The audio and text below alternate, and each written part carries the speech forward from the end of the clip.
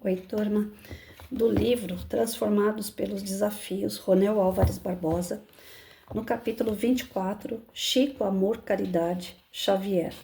Não reclames nem te faças de vítima, antes de tudo analise e observa, a mudança está em suas mãos. Reprograme tua meta, busque o bem e viverás melhor.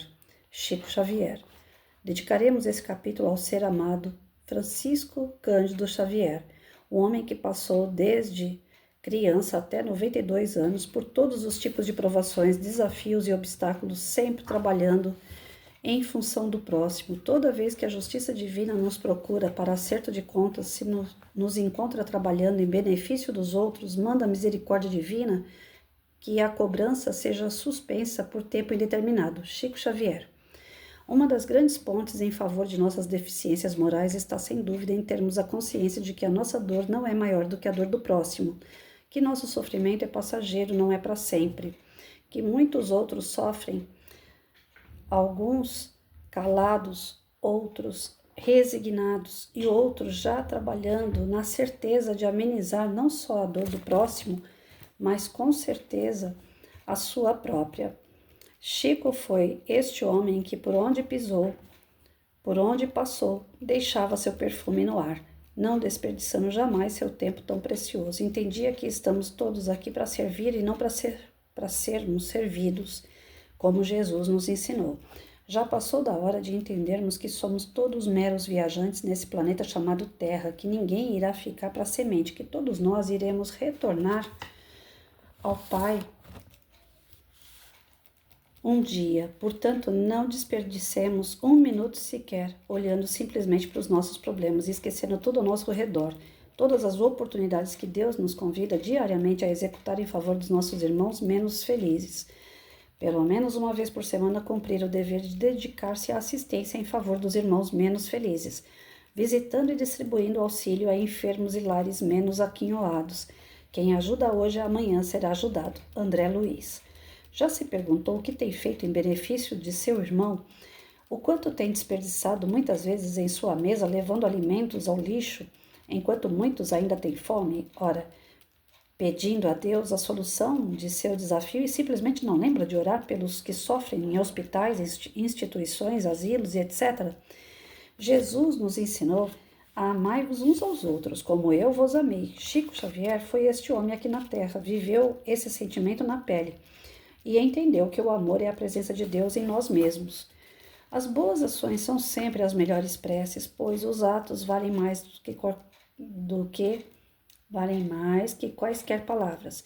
O convite foi feito, espero de verdade que a partir de hoje possa se engajar em qualquer projeto social que melhor convier. Muito a fazer, muito a aprender, muito a realizar.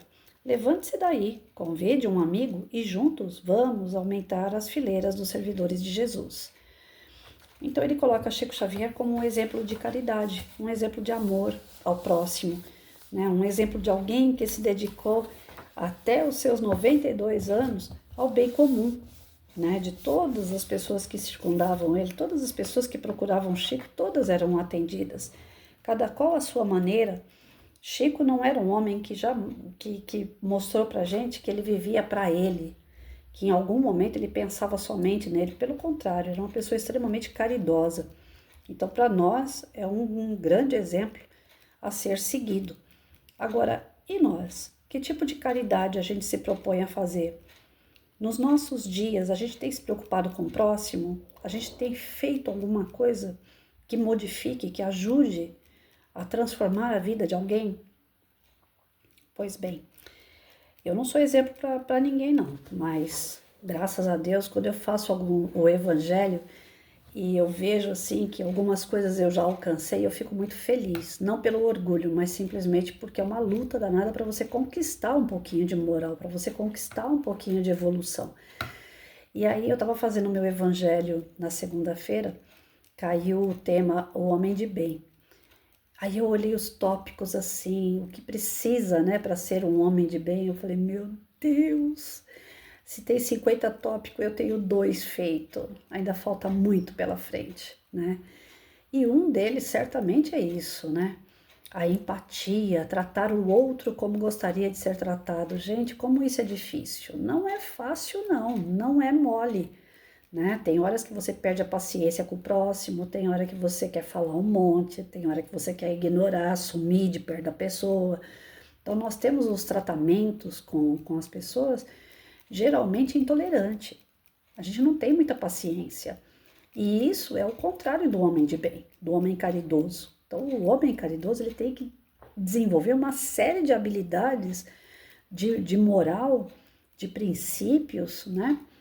Que vão conduzir ele à elevação espiritual. Então, não é uma tarefa fácil de se fazer.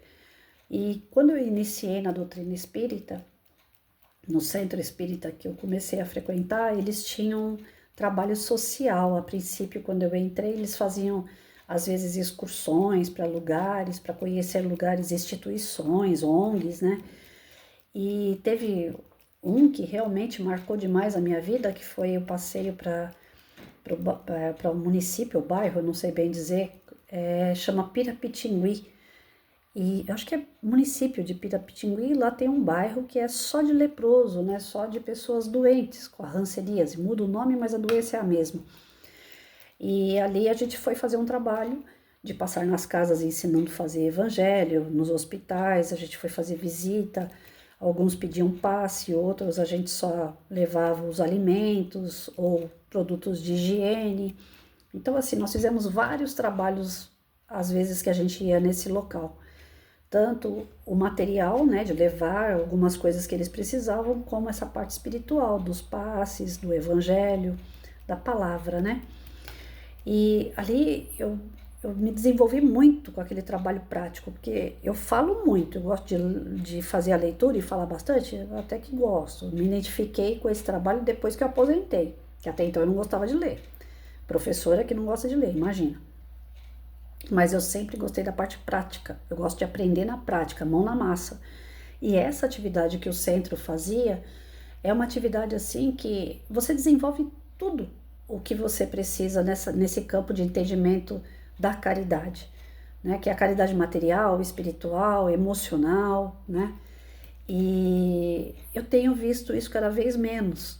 Os centros espíritas, em geral, eles estão muito focados naquela questão de dar alimentação para moradores de rua, ou separar roupas e dar para famílias carentes, com uma cesta básica por mês, mas não se preocupam em colocar as pessoas que frequentam o centro em aulas práticas de caridade, como eu tive essa oportunidade.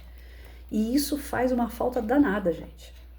Porque quem passa por esse estágio de fazer na prática a caridade através de instrução, de coordenação de pessoas que já têm essa prática, isso nos dá a garantia de fazer a caridade correta. Porque você assiste uma palestra, olha, você precisa fazer caridade, fora da caridade não há salvação. Lindo e maravilhoso, que ótimo. Saí da palestra, eu falei, eu vou ser uma pessoa caridosa. Tá, mas como? Por onde eu começo? O que eu devo fazer? Então eu acho assim que os centros espíritas estão faltando com a caridade na prática. A caridade na teoria todos têm. Todos os centros, vocês vão olhar aí, tem o tema fora da caridade não há salvação. Você assiste a palestra, é linda e maravilhosa. Mas a prática dessa caridade instruída, eu não vejo. Então eu creio assim, está faltando essa prática, está faltando realmente dar ideias para as pessoas de como pode ser feito a caridade. Gente, eu trabalhei demais em relação a isso sem saber que era caridade, porque era algo nato, era algo que veio comigo. Não é religião, não é pai, não é mãe, ninguém. A minha mãe, ela me serviu muito como exemplo em algumas coisas. Eu não posso dizer que minha mãe também não me ensinou, não, que seria ingratidão minha. A minha mãe, quando eu era pequena, ela me pegava na mão, a gente ia para um asilo, né, um abrigo de idosos, que hoje mudou o nome também, mas é a mesma coisa.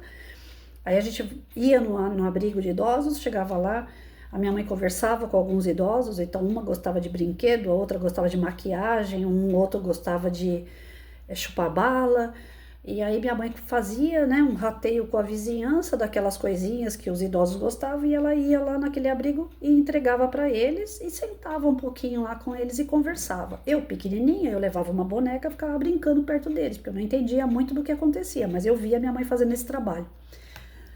Quando eu passei a ser professora e comecei a fazer trabalhos com pessoas de fora, uma das ideias que veio na cabeça, que a gente fala, a ideia nata que veio de mim, né? Acabei de falar isso. Na verdade, ela veio porque lá atrás eu tive o exemplo, que era da minha mãe, de ir para o asilo, né? Ir para o abrigo. Aí eu pegava minhas crianças, ensaiava música, teatro, jogral e levava eles para o asilo, para o abrigo de idosos, e as crianças faziam apresentações para os velhinhos. Da onde que surgiu esse trabalho? Surgiu parte do meu coração, mas 70% do que eu via a minha mãe fazer. Então, a gente tem algumas coisas que nós temos uma ideia do que fazer, porque nós já vimos alguém fazer. Se a casa espírita nos colocasse diante da prática, do ver, né, nós teríamos mais ideias para poder trabalhar a caridade, ao invés de só ouvir. Muitas pessoas vão na palestra, escuta sobre a caridade, mas está com problema pessoal, está com problema físico, emocional, nem presta direito atenção. A sementinha cai ali, uma hora ela vai, como aconteceu em mim, né? Minha mãe jogou a sementinha quando eu era pequenininha e ela floriu, mas demora mais. Agora, se o centro espírita, ao invés de ficar, vamos arrecadar alimento, e o centro vai entregar o alimento, né? As pessoas não participam da entrega do alimento, elas não estão estagiando na prática a caridade. Mas se o centro falar assim, gente, nós vamos recolher alimentos, tá? O pessoal começa a levar alimento. Gente, tal dia nós vamos entregar a cesta básica para as famílias. Vocês querem vir para ajudar a entregar? Vocês querem vir para ajudar a separar os alimentos da cesta? Vocês querem vir para conhecer as famílias, fazer uma dinâmica, trazer alguma coisa, uma música, falar às famílias, fazer grupos de dinâmica com as famílias?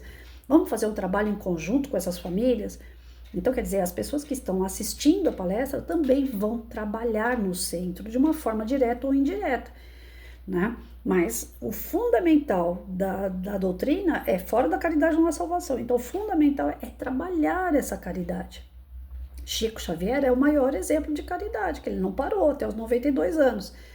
Tem um outro, que eu não lembro o nome agora, que eu sou péssima para isso. Ainda ontem o Ronel estava falando para mim dele, né? Que é aquele que fazia a palestra deitado numa maca, né? Eu não lembro o nome dele. Mas ele era hiper mega doente e ele continuava trabalhando em prol do próximo. E o que o Chico alerta a gente aqui? Cada vez que você estiver com um grande problema, né, e a espiritualidade chegar perto de você e você estiver trabalhando em prol daquele problema, a espiritualidade dá a volta, né? Ela não vai deixar piorar aquele problema ali. Cadê a parte que ele falou isso? Deixa eu ver se eu acho aqui.